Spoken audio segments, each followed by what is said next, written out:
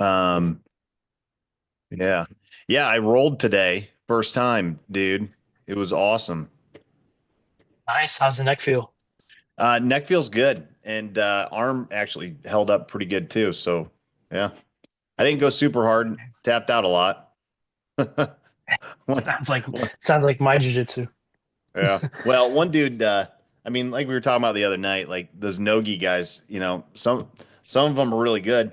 Um, you'd never Yeah. know it, but yeah, a couple wrestlers came in and they were college wrestlers too, so it was like, oh, Yeah. okay, I know these guys. Like, and then the one guy knew a ton of leg locks, and I was like, dude, I am in no mental space to deal with this leg game today. I was like, you win.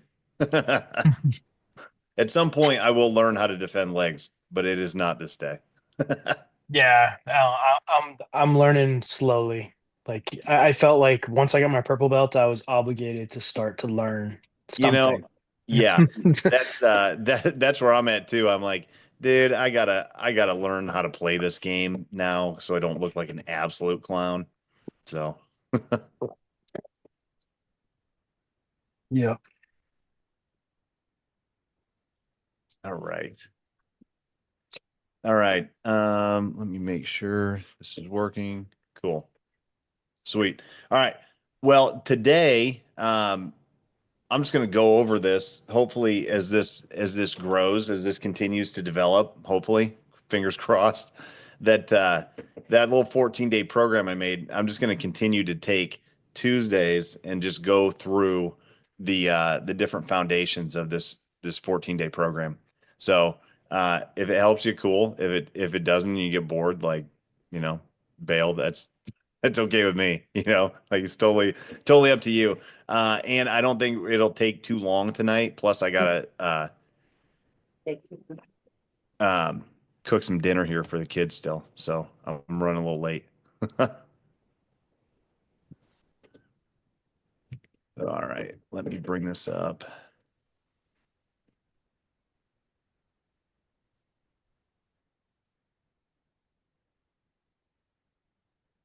Go.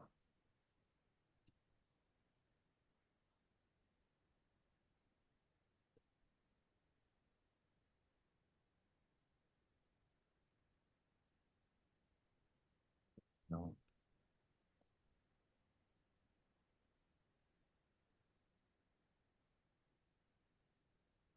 There we go. All right. Oh, it doesn't go. Oh, that's cool. All right. All right, sweet. This is heroic 14. Andy, can you hear me?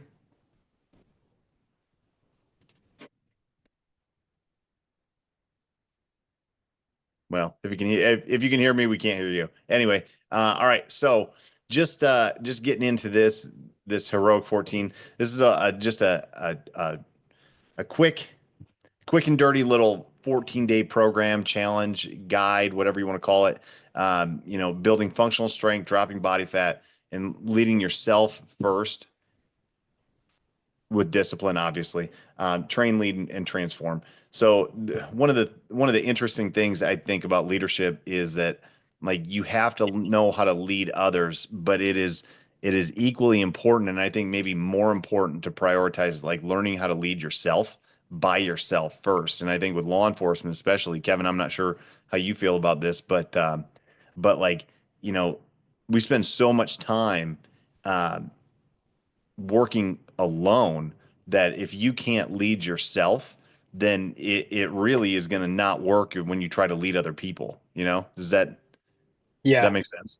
Yeah. Yeah, no, I definitely agree with that. If you don't have for me personally, if I don't have a system in place, if I don't have like if I haven't set my goals for the next day and I don't have my gym sessions planned and stuff like that, I might not be able to hit the exact times, but if I don't have it planned at all, it's not going to happen. Yeah, I just lose focus, Yeah. like we spend so much time like, I work in a big department, but it is just so um alone. There's a lot of runs that we handle by ourselves. There's a lot of runs that we might handle with another dude, but it's like we do the work on the scene, we clear it, and then we're off to the next thing. And like spend a lot of time by yourself writing reports, doing whatever. And if you can't lead yourself, like what self leadership looks like and know what that is, then it really doesn't go well when you try to put it together leading other people. And I think we see that a lot with, at least I do, with new sergeants that get promoted that spend a ton of time by themselves and they don't know how to lead themselves. And then they try to be like what they think a leader looks like to other dudes, to a group of 5 or 8 or whatever they're supervising, and it doesn't go well. Like it's just like there's no Yeah. respect because they just suck at leading. They just don't know how to do it, and they think a lot of times it looks like just telling people what to do. Like I'll just tell leading is me telling you what to do, and it's like no, that's not. That's one minor part of leading is telling people what to do. So. Yeah. So all right, cool. So we'll get into that a little bit. Every day I want to have parts of these things.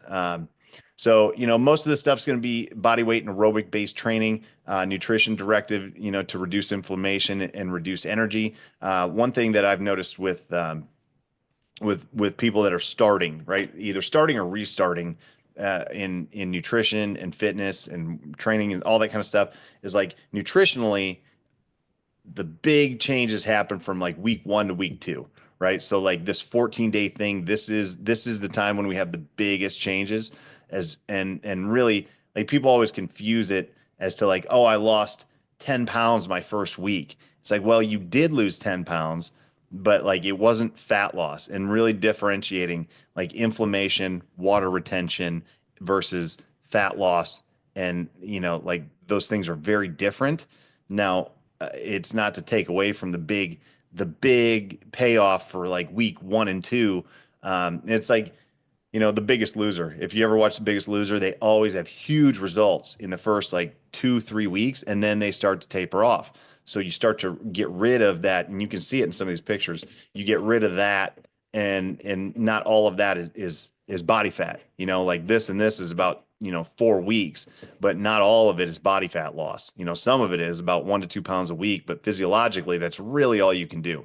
Now you can lose more weight, but it's not fat, right? So it's really understanding like what is body fat, what is water retention, what is inflammation, what is glycogen stored in your body that you're losing through reducing carbohydrates. That's what so many people that do keto and stuff like that, like they just don't understand the weight that they're losing is not fat. And then all of a sudden they go off of keto or they add in some more carbs or they whatever, and then like a day or two later they're up 8 pounds and they're like, oh, I'm so fat again. It's like you have to understand the mechanism a little bit so that you're not like so up and down emotionally. And that like emotional up and down roller coaster just creates like no progress and or let me say no consistency, which then impedes progress. So, all right. And moving on. All right, there's a picture. Yeah, challenges is built to reset your mind, your body, and prepare you for the next level. So this is a 2 week jump start, more or less. So let's go to work. All right, there it is. There's more pictures. Boom. All right, that's me. Okay, cool pictures. All right. All right. How to use the guide. Start on day 1, no matter when you join. Each day is a mission. Follow the workout, nutrition, mindset tasks. So there'll be one of each of those. Post your action steps in the Telegram group or the school group, depending on what you have access to. And then be consistent, and you'll get out what you put in. Dude, that's so basic, but it's so important. Like all you have to do is punch the clock and do it. You don't have to go 100 miles an hour, especially like the older we get. Like again, like using the jujitsu reference from tonight. Like I went probably, I don't know, 75%. And it's like, okay, I got to remember, I don't need to go 100% today. I've been 3 months out. I didn't lose it all in a day, and I'm not gonna gain it back in a day. And if you look at that and it's like punch a clock, punch a clock, punch a clock, you'll get out what you put in, and that's a time thing. It doesn't have to be always like a super crazy intensity thing. All right, and then watch your inbox at the end for tactical strength fundamentals, which will be the next phase of this. Okay, here we go.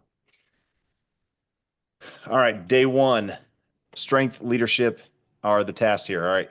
The basic stuff, 3 rounds for time, 30 air squats, 20 push-ups, run 200 meters, 15 lunges, and then a 30-second plank hold. Optional 5 pull-ups at the end of that. That's if you have access to pull-up bar. If you don't, or you can kind of rig up some sort of like inverted row, that's cool too. But yeah, it's real basic stuff. Cycle through. One thing I do want to mention here is like anytime it's 3 rounds for time, like what I want is consistency.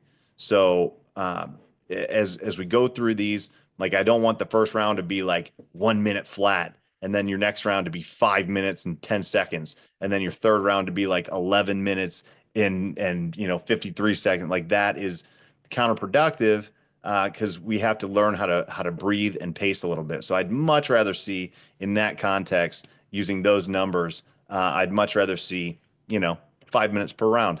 That seems reasonable. Let's do 5 minutes per round every round and be nice and consistent. And then we'll get a warm up and a cool down, and we got ourselves a nice little hour workout, right? Where we feel good and challenged at the end of it. We probably got a good sweat. We probably got we feel very good about things, but we probably didn't throw up in round two and then have to like clamor and scrape to get by on the last round, right? So anytime we're working intervals and anytime that it says 3 rounds for time, right? That is 3 intervals of the same thing. So one thing that I learned really early on in track is when you're running 400 repeats or 200s, you don't want one to be really fast and the rest to be crappy. You want them all to be nice and consistent so that we can get good volume across the total workout, right? There are days when we want to max out and like, all right, I want this to be a max effort sprint. We usually warm up and get to that last, right? But nice and smooth, nice and consistent all the way through. Nutritional track task for today is tracking everything, right? So if we don't track the food, and this isn't even talking about macros, this is just like writing down the shit that goes in our mouth. And if you don't start there, then everything else will just be either confusing or overwhelming or not accurate. So it's as simple as just tracking receipts, right? So I always reference this like money. First thing you do when you want to save money is you look at your spending and you see where the leaks are, right? So you track your receipts, you pull up your phone, you look at the bank, and you're like, okay, where am I spending my money? Why in the hell do I have 17 different streaming accounts? Maybe I ought to take one or two of these out, right? It's really the same thing. You write down the food, you figure out where the calories are coming from, and then you can start breaking down the macros. Too many people jump into like, I want to do macros and I'm going to figure out how many grams. It's like that doesn't even matter until we just know the gross data of like, this is the food I'm eating, period. Right. And then we can break it down. And that has to be over like, 2, 3, 4 days. You could even take a week to do that. You could do that for the whole first week. And as long as you did it and tracked it, inherently you're going to eat less calories, right? Inherently, just by paying attention, you'll eat less calories. Same thing with money. You'll spend less money if you just pay attention to where it's going, because you'll be like, maybe I don't watch HBO Max as much as I thought. Turns out I don't need to watch Harry Potter for the 75th time. Like, all right, I'll get rid of it. And food's the same way. This is a big one. The mindset is the 14-day goal, right? What do you want to accomplish? What are you trying to accomplish? Like, are you just trying to get moving? Do you have a certain amount of weight that you want to lose? Like, what do you want to get done? And that seems real simple, but it's very difficult to kind of like peel that apart, right? Goal setting is an interesting thing. I find it very, very interesting, and like to really get down to why we want anything. Like, what is the motivation to get it done? There's surface level stuff, there's mid level stuff, and then there's deep level stuff. And the deep level stuff is always the shit that will keep you going and keep you training when it's 3 below 0 and the garage is freezing and my hands hurt when I touch a barbell. The surface level stuff that doesn't do it. So it's really peeling that onion back and finding like the root of everything. And it's usually, the 5 whys. I like that. It's kind of overused now a lot of times, I think, but like really understanding like, all right, well, what do you want to do with this? Well, I want to lose a couple pounds. Well, why is that important to you? because I want to look better, come summer. Like, all right, so what's the deal with that? Why is that important to you? Like, what is it about looking good in the summer that has you motivated enough to start a program? Well, because I've never been thin before. I don't know. And then you start peeling it down. It's like, oh, so there's something going on that has been pissing you off or bothering you since you were, 12 years old, and somebody called you a name or something. And it's like, oh, now this makes a lot more sense. Like this is a deep rooted thing that you've always been dealing with. And then you start looking at what is the cost of continuing to stay where you're at. And it's like, well, you're going to have this pain point that you've been dealing with for decades, maybe, and it's just never going to get better. And you're going to be in the same spot that you are next year. And like, who wants that? So all of a sudden, a simple mindset task of like, what do you want done in the next 14 days turns into, holy shit, like this is a really deep rooted thing that's a lot more than losing, 5 pounds in 2 weeks, right? So this stuff has to get done. And too many times I see people that start programs and they just like gloss over this shit. And they're like, yeah, I'll just do the workout and then I'll maybe track my food a little bit and like just leave it at that and then moving on. All right, post my workout time. All right, 10 minutes. Okay, done. It's like, well, we kind of missed this whole step here, which is going to dictate your frame for the rest of the time. And, I don't know, you guys probably heard me say this before, but I will say this until the end of time, and I will die on this hill that psychology is more important than the actual training, right? If you don't have the ability to identify what's going on with your psychology and then match your behaviors with it and see where the holes are and where the problems are with your behaviors and your thoughts, then none of the training matters because all it is white knuckling through and using just straight grit and discipline, and that's only sustainable for so long. Even dudes that are hardcore like Goggins and Jocko Willing, they have their limits and they don't really white knuckle through with just toughness as much as people think. They have this really good ability. People that are very disciplined have a great ability to not have to white knuckle through because all they do is just hack their environment. So if they don't want sugar, if they don't want to eat sugar, they just make sure it's not in their space. And anybody that does have sugar around, they just aren't around them. So they'll cut people out and cut things out in order to hack their environment in order to maintain their discipline. But like nobody can just white knuckle through. And it's like quitting smoking. Like if I want to quit smoking, but three more people in my house are smoking, like I'm not going to quit smoking. I'm going to fail, So like you have to hack your environment just like that, right? Um, and making the choice to not do this stuff, the mindset stuff and the psychology stuff, like you're just setting yourself up for a failure. So, action step, post a workout and get into the group. Take action. Taking action dictates so much for this crap. Like if you want to get results with a program online, you have to take advantage of the community support. And, that sucks because you have to put yourself out there and it feels very vulnerable. It's like, well, I don't want to put my time out there. I don't want to post a picture out there. It seems cheesy and stupid. Nobody's going to care. And the truth is probably nobody will care, right? Because everyone's worried about their own selves. And but you have to do it because it just keeps you accountable and it connects you to the system, right? It connects you to the system. If you're connected to the system in the process, then you're connected to the goals that you just set. And failure to do that is like it'll just become white noise. If you don't participate in it, it just becomes white noise. And all these programs and all these, especially like low ticket stuff, it's a lot of unopened folders on desktops and white noise in the background. Like, yeah, I should probably post in that Telegram group, and I'll do it tomorrow. That kind of stuff. You have to commit to the process. All right, day two. So these kind of bounce back and forth. So we got like a gymnastics based interval here, and then day two we have mental resilience focus, and this is more of just regular aerobic work. So 400-meter jog or row if you have access to row or cool. 30-second plank, and then a 20-second squat hold. So we got some isometric work with the planks and the squat hold. Rest a minute and be consistent. So we got 4 rounds of that. So that'll give you a mile worth of jogging or running volume. And then if you're on a rower, it's roughly the same time domain. So perfect. So there you go. Just be consistent. Make sure you rest at least the minute there, right? That makes sure that we have a good way to like recover and then get back to it, right? The recovery time is more the more I get in training, the recovery time ends up being more important almost than the work time. You have to know how to recover in order to make the work effective, right?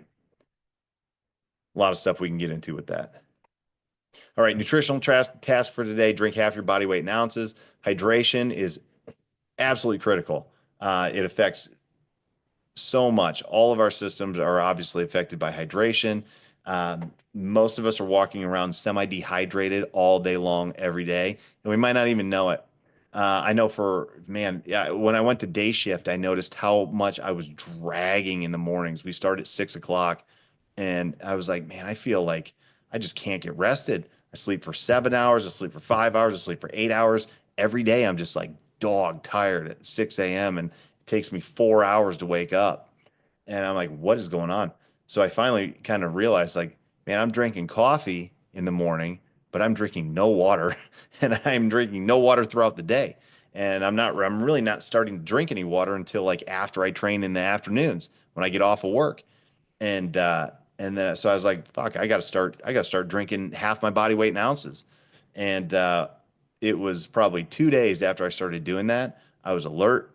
I was ready to go. I didn't change anything with my sleep. It was still very inconsistent between 5 and 7 hours, but I swear it was night and day as far as my alertness and my just being on point, all that, right?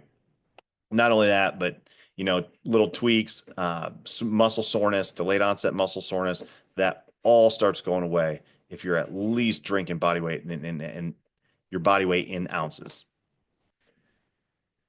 All right. Mindset test. So this is day two, right? But it's only day two, but at the same time, like reflect on something that you accomplished, like feel proud of. Like, man, I've done 2 days. Like, take the wins. Make sure you stack wins early. Sometimes, especially as like, aggressive, like high performing men, uh, we kind of downplay the stuff that we've accomplished. Like the small stuff, especially. Like we're always looking for like the big picture, the big payoff, the big goal, that kind of stuff. But it's like sometimes you just gotta sit back and go like, man, I got 4 kids to sports and back, and I got them in bed, and nobody died. Right? Like that's that's an accomplishment in and of itself.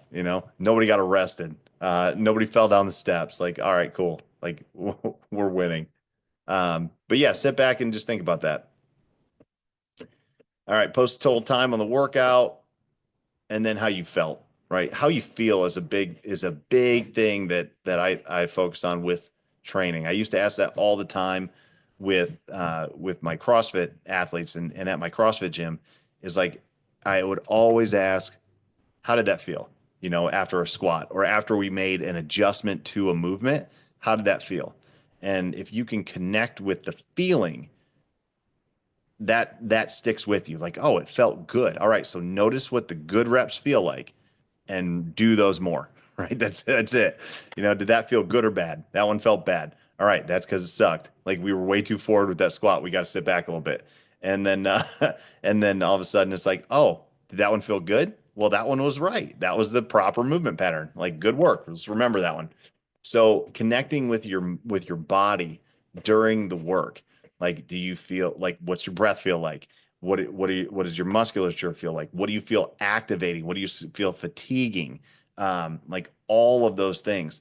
It's very important, especially early on. And early on, you're going to have stuff where you're like, this feels terrible. I don't feel good. I feel out of breath.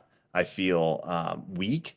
I feel frustrated. Like that's fine. You can feel all of those things, and you just have to take note of it. So hopefully, in a 2 week time, like we don't feel as bad. We don't feel as frustrated. You don't feel the same level of fatigue, or the fatigue doesn't feel the same way. It doesn't feel as negative, right?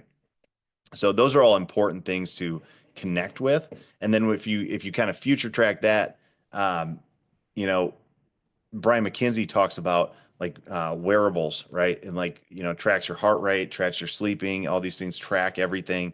And what we lose with all the tracking data we have is our ability to connect to our own bodies. And I think if we can do that early on, it's like you don't have to get deep with it, you don't have to get hippie with it, but you just got to like, how do I feel? you know? Like today I tried to do that. Like, how am I feeling while I'm rolling? I want to stay at like a 70, 75%. And there was a couple times that I just had to do like Kevin, you're gonna hate me for this, but I was like, all right, I'm going a little bit too hard. Like I'm trying to, I'm just gonna, I'm going right to half guard and I'm gonna play old man half guard stall just because I wanted the pace to slow down. And I was like, I actually thought about you. I was like, oh man, like I'm like, I know this dude could punch me in the face right now, and I know this is not a good position to be in, but I'm like, I'm more concerned with my pacing and just kind of getting back into the groove. I was like, fuck it, man, I'm doing it. And but but yeah, so that was my time. I was connecting. I was like, how am I feeling? How's my breath? How's my arm? Because a lot of times what I'll do, because I'm an idiot, is I will go hard and when you're going hard, you lose track of your ability to feel little aches and tweaks and stuff because that's what your body's supposed to do. You're going into sympathetic, fight or flight, and those little things are going to go away because your body doesn't need you to feel it. It needs you to keep going hard. And then all of a sudden, 30 minutes after I train, I'm like, God, what the hell did I do? And it was like, oh, you're 43, man. Like maybe you ought to like not go like that and just again going back to what we talked about earlier, look at the big picture. So anyway, that was my story for connecting with some of the feelings in the intervals. All right, and then just a reminder that's coming up. Okay. Oh man, I need to adjust that. That is hard to read. All right, so this is day 3, and I think I'm going to cut it here once we get through this. But pillar focus here is violence. All right. So violence is a very, very important factor for all of everyone. Like I am the more I get into um life, right? Living, the more I get into police work and I see all sides of it. I see violence on the police side, the stuff that we do, the violence of human beings interacting with each other, assaults, murders, that kind of stuff, accidents, in addition to just communication that's not physically violent, but also verbally violent, posture violence, like nonverbal cues, nonverbal violence. It all comes out as communication. And if you don't know how to communicate with violence, then you are going to be victimized. Like in one way, shape, or form, you're going to be victimized or you're going to be pushed around. And you have to know how to communicate violence through nonverbal means, just your posture and your being, and verbal, communicating boundaries verbally. And that can come across a lot of different ways. I was just talking to somebody, about this recently. I can't remember when, but it was like, all right, well, you look at sports, right? You look at shit talking, trash talking, and that's a form of posturing and violence. Is like I know using maybe wit, maybe being saying things that are gonna be jabs at the other dude. Like you're gonna make fun of him, you're gonna talk trash to him, you're gonna get in his head, you're gonna mess with him. That is a form of verbal violence, and that is setting boundaries. A lot of times, like you're I don't know, you're kind of daring people to do stuff sometimes, but it's usually within a context of a bigger game, which has the boundaries built in. But anyway, I know in police work, like I will use I will communicate violence verbally by just saying like, hey, if you do X, Y will occur. That's it. Like it's the whole ask, tell, make thing. I don't.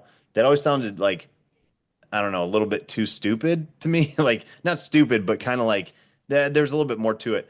It's all it is setting boundaries. If you don't get out of the car, I'm going to make you get out of the car. That is going to occur. And they get to decide if they want to come out on their own or if they want me to remove them from that car. And that's it. There's no ask, tell, make. I set a boundary. I told you what a consequence was going to be. And then you decide if you want this consequence or if you would like to get out of the car. That's it, right? That's a boundary. Now let's see if you want to honor that boundary. You have the option not to, but then I'm going to hit you in the face and rip you out of the car and put you in handcuffs. Like that's how that's going to go. Um, so, understanding, how to verbalize those boundaries and then how to effectively use the hard skills on the back end of those boundaries if they're violated. Okay. Um, that's really critical of everyone, male, female, doesn't matter. Like violence is a part of human beings, right? Just being human, there has to be some sort of focus on violence. And for people to just negate it completely, in schools, especially, it's like you're not doing anybody any favors but making a bunch of helpless human beings. And that's not good. Helpless people are not good. They are also not safe. Um, Being helpless is not a virtue. So yeah. So anyway, that's my little monologue on violence.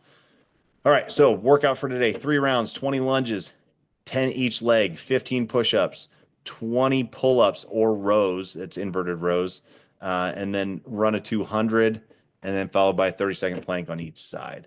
When I build in these planks at the end, I kind of like to add those in as more of like a rest interval, but you still have to do a little bit of ab work, and within a workout that we're trying to maintain like a 30-minute time frame, there's not a lot of time to do everything, right? So like if we can stick some abs in and sort of use it as like a halfway rest period slash just almost like a break just to control the interval pace, and add a little bit of core work and all good, right? So 3 rounds of that. Again, try to keep the time the same, each time roughly, give or take, 10, 20, 30 seconds maybe. But if we start getting too much like, oh, it's looking like a minute plus difference between rounds, it's like, yeah, there was something off. We got to keep working on that. All right, nutrition task. Plan protein in every meal, minimum 30 grams per meal. Now we can start getting into more stuff because we've got 2, 3, 4 days of tracking. We can look at the items that we've eaten throughout the week and say, all right, I got, 3 protein sources and they've been this much, and that's 60 grams of protein. Okay, well, we need to start just looking at total protein that we're consuming without even a goal. Just find out how many grams of protein you're eating. So we're not even really shifting macros or anything like hardcore yet. And we're kind of like predicating this on the fact that I'm making the assumption macros are kind of a new thing, right? If you know how to do it, then obviously like you can fast track this. But if you're just getting into it, just find out how many grams of protein you're getting per day and start with that, right? Mindset task. What are the areas of your life you need more structure? So, um, one of the best books that I've read was called Atomic Habits by James Clear. James Clear is big on systems. So you don't have a discipline problem more than likely, right? This goes back to kind of what I talked about with Goggins and Jocko Willink and those guys. Like they don't have discipline. They just have systems. They have processes that they follow. And military, law enforcement, even, any job has this. You got SOPs that you follow, you got protocols that you do. And when you're new, you learn them, and you got a book or a manual for them and you rifle through it. And that's what keeps the wheels turning, right? We have the same thing that we have to do in our lives. And if you neglect that, then like you're not going to be consistent with anything. So if you have somewhere that you're inconsistent, you're missing structure and you're missing systems. So if we can add systems to the problem area and follow those, then all of a sudden, like things get a lot better. So yeah, so audit that, right? What are the areas in your life you need more structure? Where are the places that you feel like you get anxiety? Where are the things, what are the things that you go through that feel chaotic, right? If we add order to the chaos, then all of a sudden, like things slow down a little bit. Action step: post a photo of your training space or setup, just where you train, wherever you, whatever you got, right? Um, and then next mission. All right, boom. Okay, cool. All right, that's day three. Next week or so, we'll go through, 4, 5, and maybe 6 or so, something like that. But that is it for today. You guys got anything? Any feedback? Any thoughts? There you go first, Andrew. I just don't have anything. Still there? Well, uh, I would say the biggest thing that I kind of hit on or what stuck out to me was when you were talking about violence and it being a, you didn't say it specifically, but violence is a virtue. And I can't remember the quote, who said it, probably Tim Kennedy or somebody like that, but it was, you can't be a peaceful man unless you're capable of great violence. Like there is no way to choose peace when that's the only option you have.